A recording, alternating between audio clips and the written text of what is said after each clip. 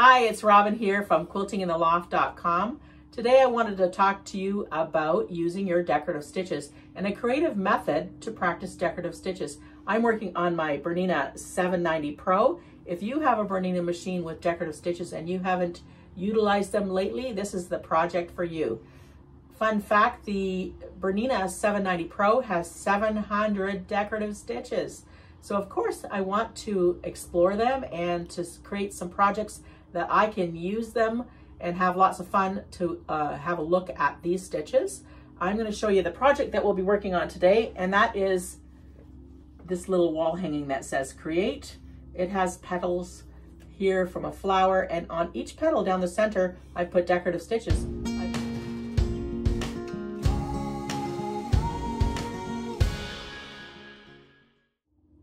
I've also used the eyelet stitch in the center, which was really fun. And you can also add some beads to that eyelet stitch, so that's a really neat thing. And then as well, I did a binding with a decorative stitch, so we're going to explore that. I have used my embroidery module to do the word create. If you're good at thread painting, you could do this, or you could actually applique the letters. Also, if you go to my website, the petal sizes are all available in the free downloadable patterns. My website is www.quiltingintheloft.com, and I will put a link below for where to go to get the pattern for these petals so that you can create this project as well. I plan on hanging this in my quilting studio. So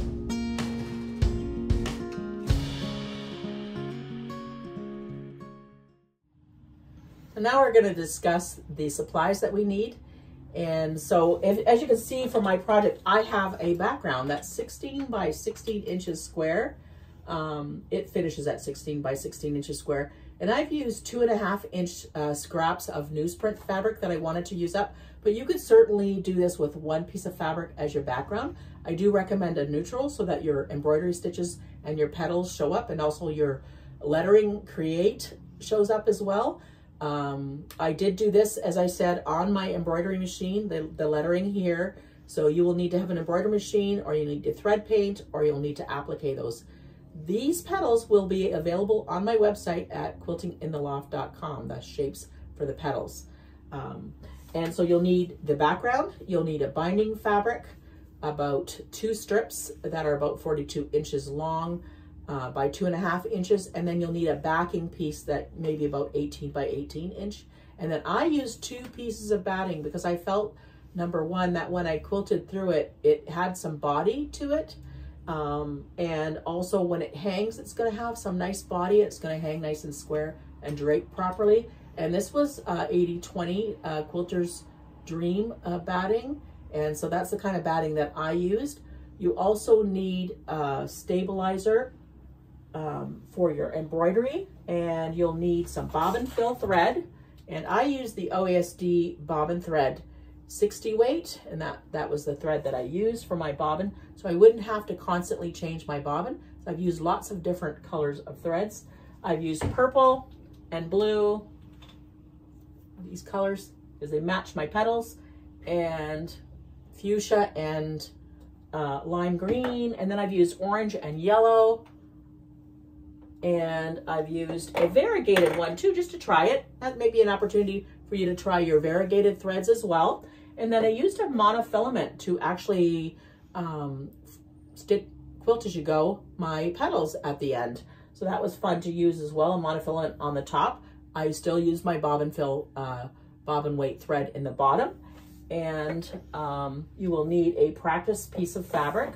So what I have used is just a practice piece of fabric because I wanted to make sure that my embroidered letters were the right size and I was happy with them. And so I've gone ahead and used a practice. I also practiced my eyelet stitch ahead of time here, and then a few of my stitches that for the binding I practiced on fabric. If you want to as well, you could also practice your embroidery stitches on a piece of fabric before you go to your petals. I was feeling confident with them because I've been working on a stitch book, so I was feeling confident with the stitches. So these were the things that I practiced on my practice piece of fabric. You'll also need something to make a circle for the center, and that is where the eyelets are in the center here. And I just used my bobbin case. for that because it was the perfect size center for this. And then I marked it with a washout marker. You could use a chalk marker.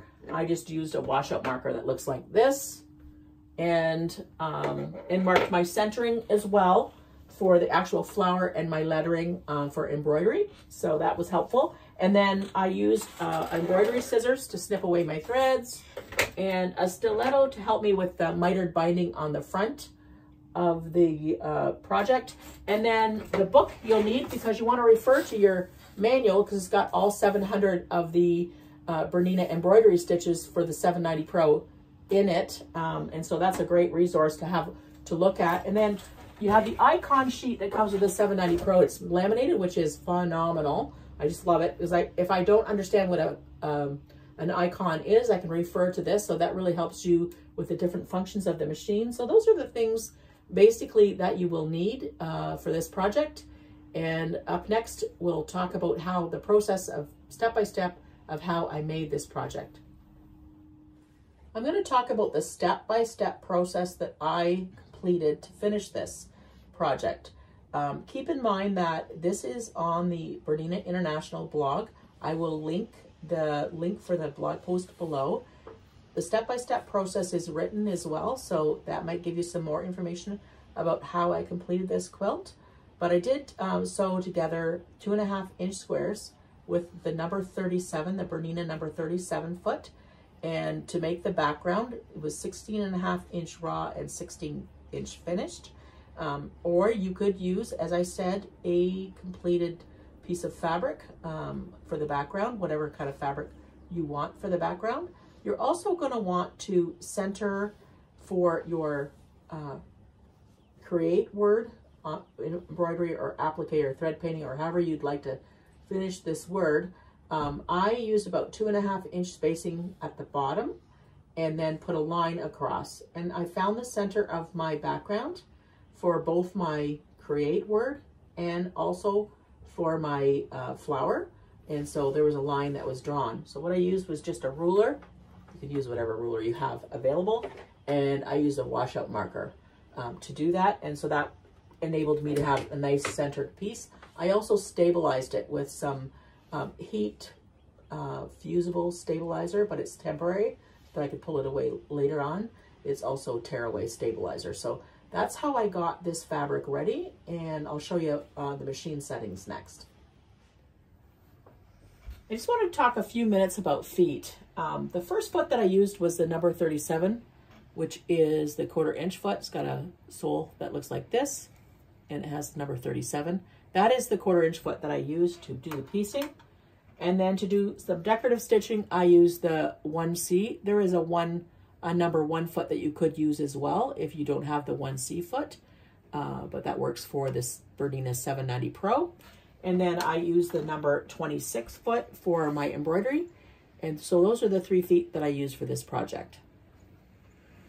So now I'm going to talk about your setup for embroidery. I obviously have my embroidery module hooked up to my machine, and I don't have it hooped yet, but I'll show you a video where I did have it hooped and create was being stitched out. But what you would do to set up your machine is you would go to the foot and find your foot that you need. And in this case, I need the 26. So I'm just going to go to the little magnifying glass, and I'm going to go 26, and it's going to show me the number 26 foot right here. I've selected it, and so the 26 is showing up here on the screen. So I have it in number 26, and then I'm going to go to the home icon, and I'm going to take and click on the embroidery module where the hoop is, and it's telling me to lower the feed dogs. I've got my assistant who just lowered the feed dogs, and I'm going to go into the ABC because I want to do some wording. And so I chose menu number 5 because I like the shape of this wording. It's kind of casual, and I like the way it looks with create. And I just keyed in the C, and then I went to the lowercase letters, C-R-E-A-T-E, and click. Yes, I'm happy with the check mark, and it comes up. And now I need to select my hoop. So it says a clamp S, and I don't want that hoop. I'm using an oval, so I'm going to select that. It's going to show me the oval, and I'm going to X out of that, It's still going to show me the oval. And then I'm going to just do the information, because I want to change the where that ends up. The way it hooped, if you show me the practice fabric there, the way it hooped was I had to go sideways to get it in the hoop properly. You can see here. So that's my practice sample.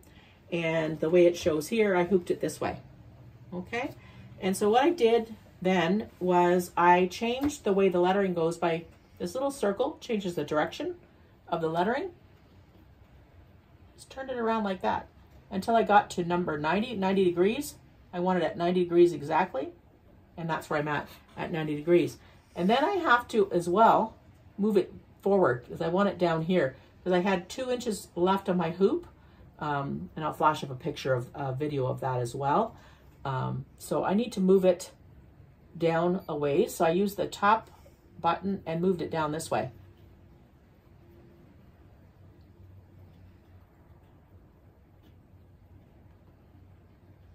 And I centered my fabric before I even got it on the hoop, within the hoop. So I knew it was centered. So when I'm just moving this over, it's still going to stay centered. And then I just went like that. I also did a check, and it won't check properly because I don't have the hoop in, but yeah, it's moving the hoop. It's telling me to put the hoop in, but we're not going to put the hoop in. I'm going to show you how it will check the direction of where it's going to go with the location. I always check that, and that's just the check button. That's just right here. Okay. And that meant that my embroidery was in the right place and I was able to start stitching out. And then you just press this button here when you're ready to go with the hoop. And that stitched out my create word. If you want to, you could also thread paint it, or you could do it with applique.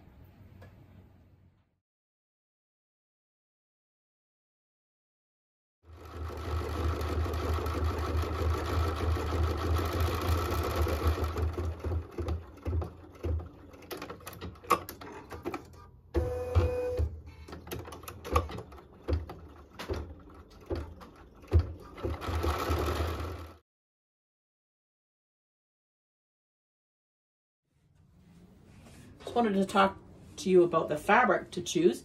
I really like this collection of fabric. It's Cape Facet fabric, and so it all goes really nice together. You might have a collection of fabric that you like and the colors that you like. I think it's nice to have a nice contrasting grouping of fabric. You could also use batiks because they don't fray, and this is a raw edge technique. So what I've done with the petals is I've gotten my pattern, and you can get the pattern off my website. I will link it below for all the different sizes. There are 3 sizes of petals, and you will download the pattern, and then you'll trace them onto fusible web, and then cut them out from fabric as well, and then fuse the backing, the wrong side of your fabric for your petals, and then you'll fuse them to the fabric. Now what I have done is I found the center first, and as I said, I used my bobbin case, and I just marked it with a blue washout marker to find my, like I had marked my center and then marked a circle, and went ahead and stitched out the eyelets, and then I fused all of the petals down. And so they're fused permanently with a hot iron to the background. And I didn't worry about the actual edges of them until I got to the quilting point. And at this point, you can go ahead, because you'll have your fabric stabilized, you'll have your petals fused, you'll have your eyelet stitched out, you have the create embroidered. You will go ahead and stitch it before it's quilted with your decorative stitches using all the different colored threads we talked about earlier. And so that's lots of fun to just explore those stitches. And I would encourage you to try different stitches in every different petal. Like if you have a whole variety of stitches, as I said before, the BERNINA 790 Pro has 700 decorative stitches, so lots of opportunity to explore them, and a great project to do that with. And then once I was done, I quilted Stitch in the Ditch in the squares with monofilament thread on the top spool, and then in the bobbin, I just had my bobbin fill thread, and that's just Stitch in the Ditch. And when I got around these little areas where the petals are, I just kind of free motioned around them to get to the next square. You could really do it any way you wanted to. You could meander with monofilament thread, or even like a nice soft white thread as well. So you could do whatever you want to. Around the crate letters, I did an echo stitch so they would pop out. And as you can see up close, I stitched around the circle in with a free motion stitch using the number 26 foot. And I used a monofilament thread, which there's no way I'm going to be able to show it on camera, but I quilted as you go around them with a free motion stitch as well. You can choose however you want to finish them. You could also satin stitch them or decorative stitch the edges or whatever you would like to do. And then I moved on to the binding. So I cut two 2.5 inch by width of fabric, or like about 42, 43 inch strips of fabric, and join them. If you don't know how to do a binding, you can go ahead over to my website at quiltingintheloft.com. And I do have a binding tutorial in my free downloadable patterns. And I sewed it to the back and then flipped it to the front, and then decorative stitches. And this is where I use the stiletto to try to get my mitered points. To help lay it down, I use the stiletto. As I said, I will have the written tutorial as well on the BERNINA blog, and the link will be below, so you'll be able to see step by step what I did to make this project. I hope that you enjoyed today's video about how to use all of your decorative stitches to make this creative project. I hope as well you'll have an opportunity to read the blog post. The link is posted below, and most of all, I hope that you will try to make this project, and I hope that you'll like and subscribe and check back to see what kind of projects I'm up to with my BERNINA 790 Pro. Have a great day.